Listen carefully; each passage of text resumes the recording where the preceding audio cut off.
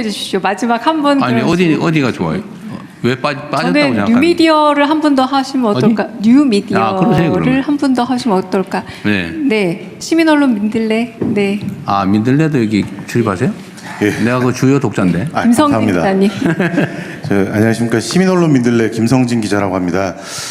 저는 언론과 관련돼서 좀 한 말씀 좀 드리고 싶습니다. 대통령님께서 아까 이제 모두 발언에서도 그 직접 소통을 통해서 투명성을 강화하셨다고 하셨고, SNS도 좀 누구보다 아마 활발하게 하시는 것 같고, 또 국민들도 생중계 통해서 국무회의나 뭐 어떤 국정의 성과를 직접 보고 계시며, 또 한편으로는 또 대통령님께서 항상 X를 통해서 기자들의 기사를 또 공유를 하시고, 또 왜곡 보도나 어떤 가짜 뉴스에 대해서 좀 바로잡기를 하시는데, 다만 이 부분이 이제 개별 건에 대해서는 국민들도 잘 이해를 하고 있지만 국민주권 정부의 어떤 언론의 청사진이랄까요, 이런 거에 대해서는 아마 언론인들도 잘 모르고 있는 것 같습니다. 그래서 대통령님께서 생각하시는 어떤 언론 정책의 방향, 그다음에 미디어 생태계가 좀 어떻게 되어야 되는지, 이런 부분에 대해서 좀 말씀 듣고 싶습니다.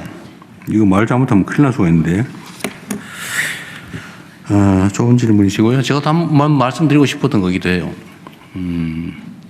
제가 이제 개별 기사에 대해서 이건 팩트가 이렇다, 이거는 뭐 너무 심하다, 이런 표현을 가끔씩 하지 않았습니까? 뭐 매우 섭섭하실 수도 있죠, 여러분.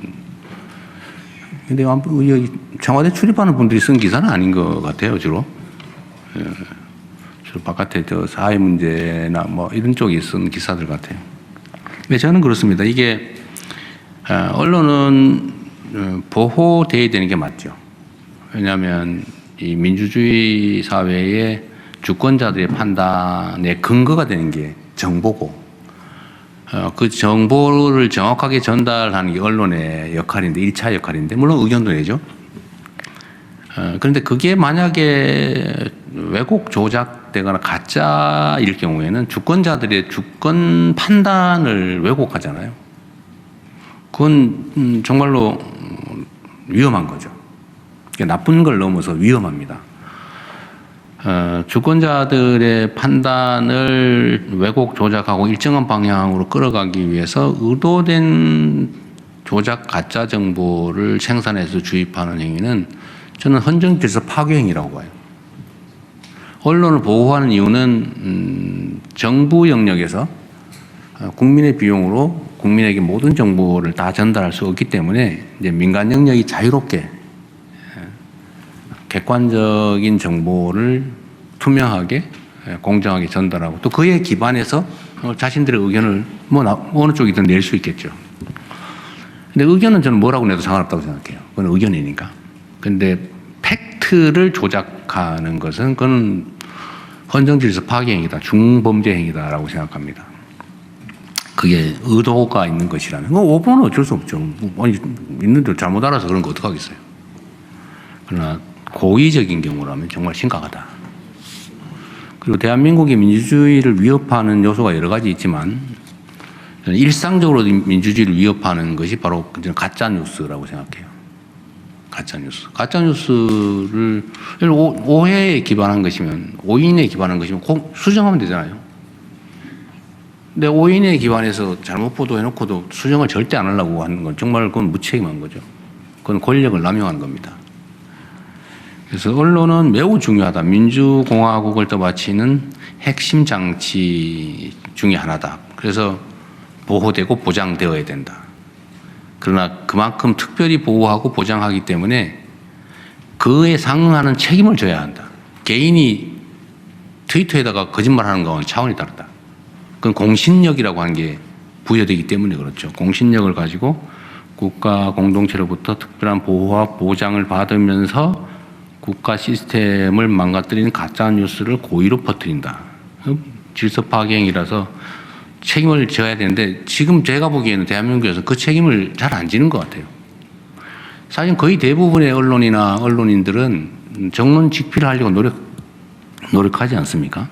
그런데 그중에 극소수의 언론사 또는 극소수의 언론을 참칭한 사람들이 전체 언론인들의 명예를 훼손하고 언론 환경을 훼손시키고 있죠.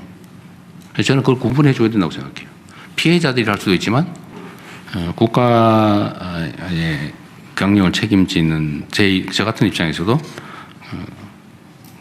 책임을 정확하게 물어야 된다. 그렇다고 해서 그걸 경계선에 해당되는 것을 하면 안 되겠죠. 모두가 공감할 수 있는 명확한 것들. 그 요즘은 제가 공보 측에 따옴표 얘기를 가끔씩 해요. 따옴표가 이게 헛 따옴표냐 겹 따옴표냐 차이가 있잖아요. 이거냐 차이가 있잖아. 겹 따옴표는 명확하게 인용하는 거잖아요. 근데 그걸 해석을 해가지고 인용이라고 해가지고 제목에 붙이고 무책임하게 누군가의 주장을 팩트인 것처럼 이렇게 하는 거, 그것도 좀 잘못됐다고 생각해요. 의견은 의견대로 해야죠. 해석은 해석대로 하고 팩트는 팩트대로 분명하게 할 필요가 있겠다. 그리고 지금 제가 제일 문제 중에 하나 있는 거죠. 명확하게 가짜인 경우는 가끔씩 가려지는데, 예를 들면 주장의 형태로 선동하는 것도 많습니다.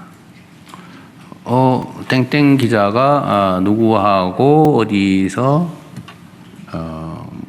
날강도 짓을 하는 거를 봤다더라. 근데 사실은 아니다 이 말이에요. 봤다더라고 누가 말했다고 그걸 따옴표 쳐가지고 쓰면은 이게 허위 보도인가요? 진실 보도인가요? 이거 허위 보도예요.